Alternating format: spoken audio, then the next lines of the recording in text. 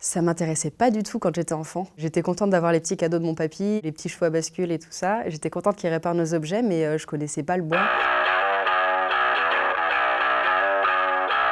Bonjour, je m'appelle Océane Gendre, j'ai 25 ans et après avoir obtenu un bac S mention très bien à 15 ans, je me suis réorientée et je suis aujourd'hui apprentie ébéniste et je viens de recevoir le prix Madame Apprentie du trophée Madame Artisanat.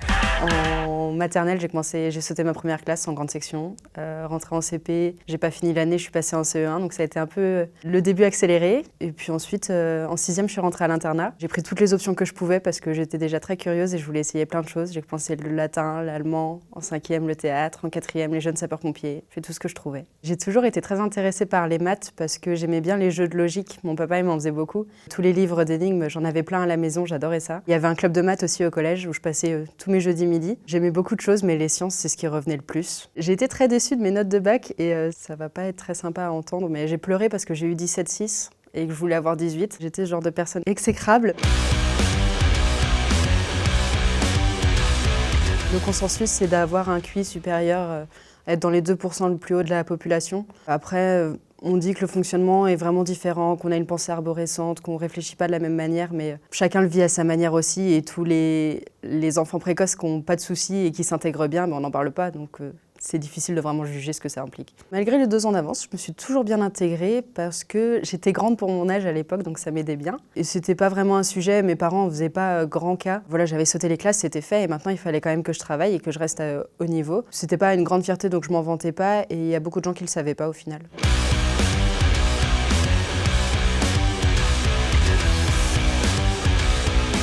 Je voulais me diversifier aussi, je voulais voir d'autres systèmes scolaires, donc je suis partie en Finlande d'abord. Et le fait d'avoir fait 1 an à l'étranger, ça m'a fermé des portes, donc j'ai pas pu rentrer dans les grandes écoles que je voulais faire avant. J'ai pas pu faire les prépas que j'envisageais. Donc je suis rentrée à la fac quand même, et j'ai fait des maths et j'ai fait un parcours scientifique renforcé qui permettait d'accéder au concours pour les grandes écoles. Au final, je suis restée à la fac et j'ai fait un master d'algèbre et géométrie. Le changement de voie, il est venu assez progressivement parce que j'ai rencontré des personnes qui m'ont fait m'intéresser à d'autres domaines. La voiture et la moto notamment, et ça prend beaucoup de temps, c'est très passionnant, ça coûte de l'argent. Donc j'ai voulu passer mon permis moto, je travaillais à côté de la fac, je donnais des cours particuliers, je travaillais des petits boulots, serveuse, camping. Je mettais un peu moins de temps dans mes études et ça s'est ressenti et j'ai des profs qui me l'ont fait remarquer, sauf que j'avais plus envie d'y passer toute ma vie. Donc j'ai décidé d'arrêter et d'avoir un salaire qui corresponde à une activité qui me plaise.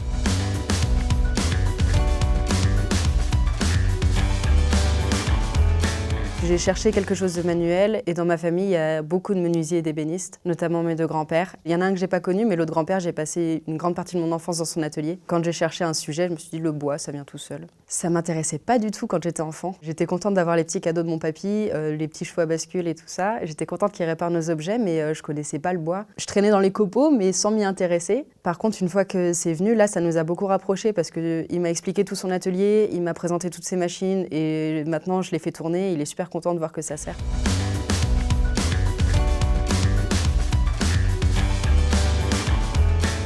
Les maths, ça m'a un petit peu frustrée sur le début parce que j'étais pas d'accord avec mon prof. Donc quand je commençais à m'embrouiller avec le prof de maths, ça faisait mauvais genre, mais bon, c'est comme ça.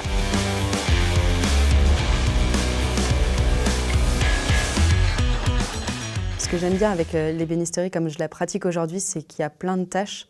Donc je peux me retrouver à faire du dessin, à faire de la conception, le débit, la fabrication, et j'aime particulièrement faire de la pose. J'aime bien aller en chantier.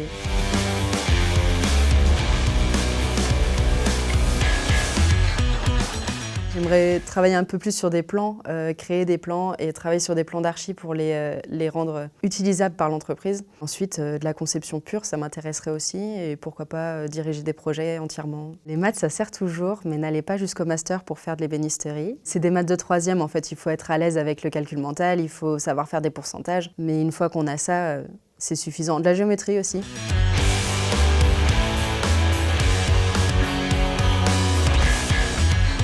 C'est un trophée qui est organisé par la Chambre des métiers France pour récompenser des femmes dans l'artisanat et les mettre en avant, montrer qu'on peut être une femme et réussir dans ces domaines. Parce qu'on est encore minoritaire, on est encore sous-représenté et c'est important de montrer qu'on peut y arriver, que c'est possible et que c'est pas si difficile que ça peut en avoir l'air.